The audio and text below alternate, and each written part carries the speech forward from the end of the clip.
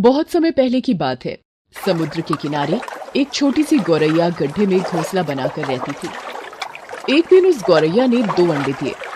सुबह हो गई है, मैं दाना चुग कर आती हूँ, तब तक मेरे अंडे यही हैं। यहाँ भला किसको पता मैंने 2 अंडे दिए हैं। मैं जल्दी से दाना चुग कर आ जाऊंगी। गौरैया दाना चुगने चली जाती है। गौरैया को दाना चुग कर आने में शाम हो जाती है, लेकिन जब वो वापस आती है, अरे मेरे अंडे कहाँ गए? यहाँ तो आसपास कोई भी दिखाई नहीं दे रहा। ये समुद्र मुझे देखकर हंस क्यों रहा है? समुद्र, क्या तुमने मेरे अंडे लिए हैं? फिर तुम हंस क्यों रहे हो? मुझे सच सच बता दो, मेरे अंडे कहाँ हैं? तुमने ही मेरे अंडे चुराए हैं। मेरे अंडे वापस करो। नहीं, मैंने तुम्हारे अंडे नहीं लिए। मैं क्यों भला तुम्हारे अंडे लूंगा? मुझे तुम्हारे अंडे चुराकर भला क्या मिलेगा? मुझे नहीं पता तुम्हारे अंडे कहाँ हैं। मुझे परेशान मत करो। ढूंढ सकती हो तो खुद ढूंढ लो अपने अंडे। समुद्र की बातें सुनकर गौरैया को गुस्सा आने लगा। वो समुद्र से बोली, अगर तुमने मेरे अंडे वापस नहीं किए तो मैं तुम्हें पूरा सुखा दूंगी। एक माँ की ताकत को शायद तुम नहीं जानते। माँ अपने बच्चों पर कोई आंच नहीं आने देती।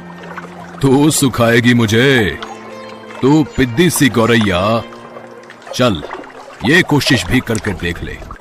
गौरैया गुस्से में एकटक बहुत देर तक समुद्र को देखती रहती है। समुद्र की आती जाती लहरों के बीच भी वो टस से मस नहीं होती। अब देख समुद्र, मैं तेरा सारा पानी सुखा कर ही दम लूंगी। गौरैया गुस्से में अपनी छोटी सी चोंच में समुद्र का पानी भरती और किनारे पर उड़ेल देती। अरे गौरैया बहन, आज तुम दाना चुगने नहीं आई और तुम ये क्या कर रही हो? मैं समुद्र का पानी सुखाकर अपने अंडे समुद्र से वापस लूंगी। तुम जाओ, मुझे अपना काम करने दो। पर गौरैया बहन, ये कार्य असंभव है। इस तरह तुम समुद्र का पानी नहीं सुखा पाओगी। गौरैया ऐसे दृढ़ निश्चय के साथ अपने कार्य में लगी रही। जब वो थक जाती तब वो थोड़ी देर रुक जाती और फिर अपने काम में लग जाती। इस कार्य में गौरैया को 3-4 दिन हो चुके थे। इसी कारण भूखी प्यासी गौरैया की तबीयत खराब होने लगी। ये देखकर सभी पक्षी चिंतित हो गए। अरे भाई, ये गौरैया अगर इसी तरह भूखी प्यासी इस कार्य में लगी रही तो अनर्थ हो जाएगा। चिंता की बात तो है, हमें गरुण देव के पास चलकर सहायता मांगनी चाहिए। क्या बात है? सब ठीक तो है? आज सभी पक्षी एक साथ मेरे पास आए हैं। गरुण देव, एक छोटी गौरैया अपनी जिद पर अड़ी है और इतने विशाल समुद्र का पानी सुखाने का प्रयास कर रही है। इसी वजह से गौरैया का स्वास्थ्य भी गिर रहा है। गरुण देव, गौरैया की मदद कीजिए। गरुण देव पक्षियों की प्रार्थना सुनकर समुद्र तट पर गौरैया के पास जाते हैं। गौरैया, मेरी चोंच थोड़ी बड़ी है। क्या इस कार्य में मैं तुम्हारी कुछ सहायता करूं? नहीं गरुण देव, आप मेरी वजह से परेशान मत होइए। ये मेरी लड़ाई है, मैं इसे खुद लड़ूंगी। मुझे किसी की मदद नहीं चाहिए। मैं ये कार्य खुद कर लूंगी। बच्चों की वजह से ये चिड़िया गुस्से में किसी की नहीं सुनेगी। इस वक्त इसके लिए अंडों को ढूंढने से ज्यादा महत्वपूर्ण कोई कार्य नहीं। मुझे भगवान श्री हरि के पास जाना होगा और उनसे विनती करनी होगी।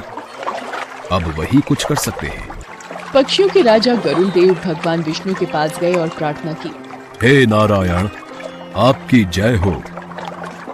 आओ पक्षीराज गरुड़ देव, किस कारण से आना हुआ? हे प्रभु, आप सृष्टि के रचयिता हैं। अब आप ही कुछ चमत्कार कर सकते हैं। ये नन्ही गौरैया जिद में आकर समुद्र का पानी सुखाने की ठान बैठी है, जो कि संभव नहीं है। गरुड़ देव, ये गौरैया कितने विश्वास के साथ निरंतर अपना कार्य कर रही है। मैं इसकी दृढ़ता देखकर अति प्रसन्न हूं। हे समुद्र देव, आप पीछे हट जाइए और गौरैया को अपने अंडे लेने दीजिए। आज एक मां अपने बच्चों की रक्षा के लिए कोई भी जोखिम उठाने के लिए तैयार है। इसलिए मैं गौरैया के साथ हूं। आपको पीछे हटना होगा और गौरैया के अंडे उसे लौटाने। जो आज्ञा प्रभु। भगवान विष्णु की आज्ञा अनुसार समुद्र पीछे हट गया और गौरैया ने अपने अंडे निकाल लिए। गौरैया, मुझे माफ कर दो। आज तुम्हारा विश्वास जीत गया। मैंने कर दिखाया, मेरे अंडे मुझे वापस मिल गए। जिस तरह गौरैया का दृढ़ निश्चय सफल हुआ, इससे एक बात साबित होती है, यदि कोई भी व्यक्ति दृढ़ निश्चय कर ले तो असंभव कार्य को पूरा करने में ईश्वर भी उसकी मदद